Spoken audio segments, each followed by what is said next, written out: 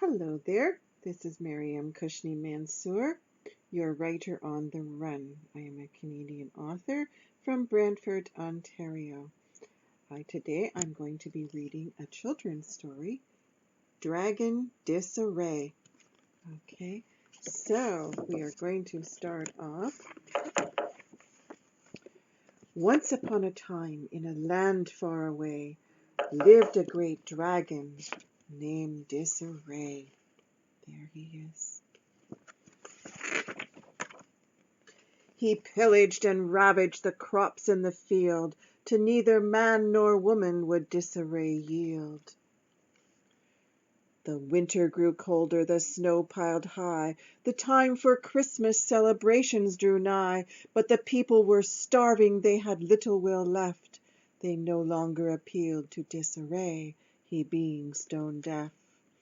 They settled in for winter, too harsh and too long, continuously tormented by Disarray's victory songs.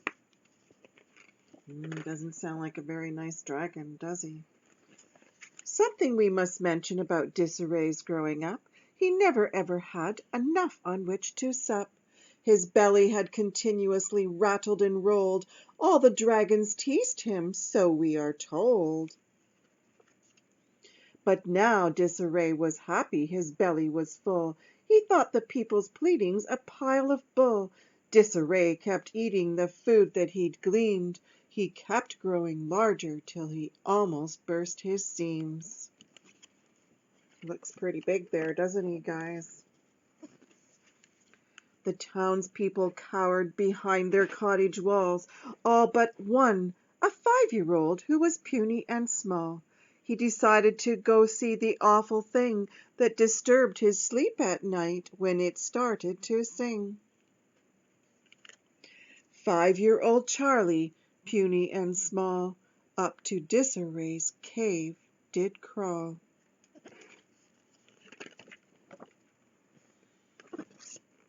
He stood just outside, pondering what to do. Then all of a sudden there was Disarray. Not for long had anyone dared to come near. The child was shaking. Disarray thought it was fear.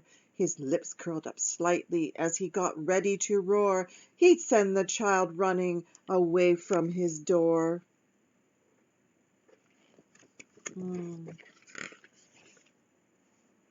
But Charlie stood his ground, he had come this far. Suddenly overhead appeared a great bright star. Disarray cringed beneath the brilliant light, but Charlie gazed up at the wondrous sight. The twinkling star dropped down to the earth, landing right beside Disarray's great wide girth. It rattled and rolled, made a sizzling sound, then a great cloud of smoke swirled all around. When the snow finally settled, it was a sight to behold. There stood the star dragon, or so we are told. His skin twinkled with millions of stars bright. His breath was like stardust. He was quite the sight. Isn't he beautiful? Disarray, what are you doing? The star dragon said, as he breathed fiery stars, filling Disarray with dread. You are mean and selfish to the people below. This must end now, I will have you know. The star dragon turned to Charlie, puny and small, sprinkled him with stardust till he grew 10 feet tall. Now I must leave you, the star dragon said. Be careful, Disarray, where your feet tread. Listen to this child who has come to your aid. If you do this willingly, your end will be stayed. Once again the snow swirled around and around, and the star dragon left with barely a sound.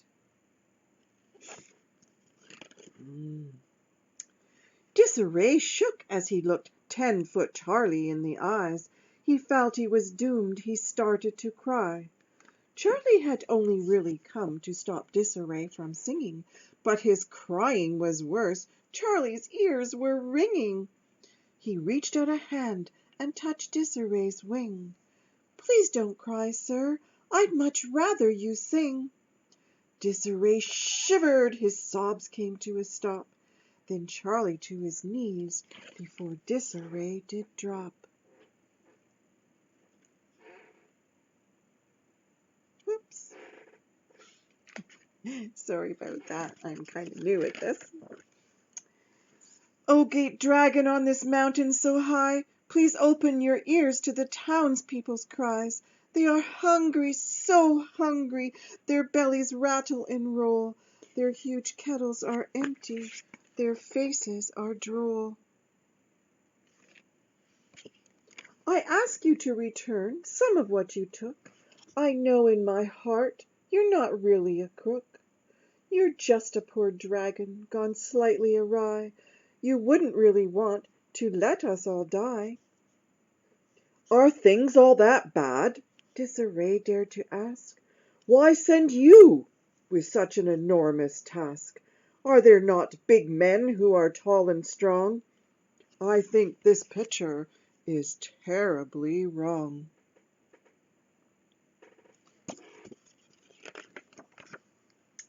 The men are all bitter, they know not what to do. The women cry all day, they all have the blues. To answer your question, great Dragon Disarray, none other would come. There was no other way. I actually came to ask you to stop your singing, for I cannot sleep at night. My ears are always ringing. However, great dragon, it's not your singing you must stop. It is your stealing of the townspeople's summer crops. Without those crops, we will all starve to death. Great dragon, I await your answer on bated breath.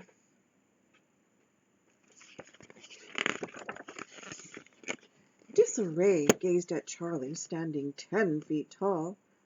Charlie, you are no longer puny and small. So return to your town and gather 12 brave men. Bring them to me here. I'll consider your request then. Charlie was puzzled by Disarray's strange request. To understand, Charlie would do his very best. Oh, Disarray, why must I bring these men? Will they come here to you to meet a terrible end? The great mighty dragon shook his head and shed a tear. I think it is time, Charlie, to get a Christmas party in gear. I need 12 strong, brave men to carry food down to town. Your job is most important, to gather all the people around. Have the women set the tables, the children bring the chairs, the elderly to play the music. I feel Christmas in the air. Charlie could not help it. He threw his arms round Disarray's neck. He had the warmest feeling this would be his best Christmas yet. Oh, great dragon, thank you ever so much.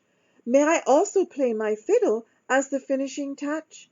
And will you join us, Disarray, our guest of honor be? I want the townspeople to see the generous dragon I see.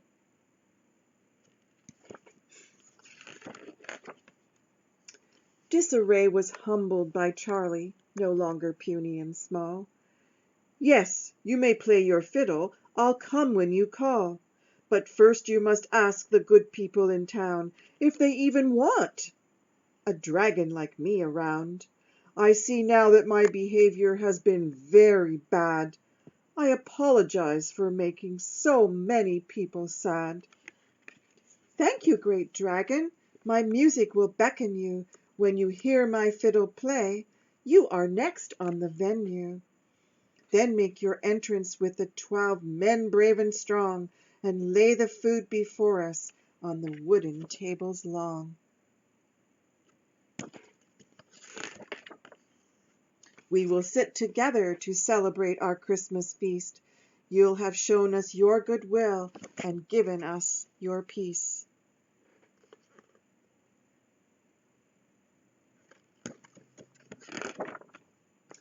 Here the story ended as it was told so long ago.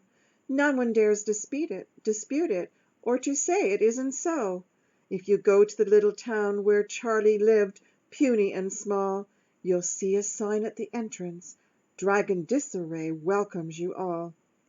And beside the sign a statue, one could never call it small, of the great Dragon Disarray, and Charlie, who grew 10 feet tall. And that's the end of the story. I hope you enjoyed it. Dragon Disarray, available on writerontherun.ca, with direct links as well to Amazon. Thank you, and you have a wonderful day. Bye for now.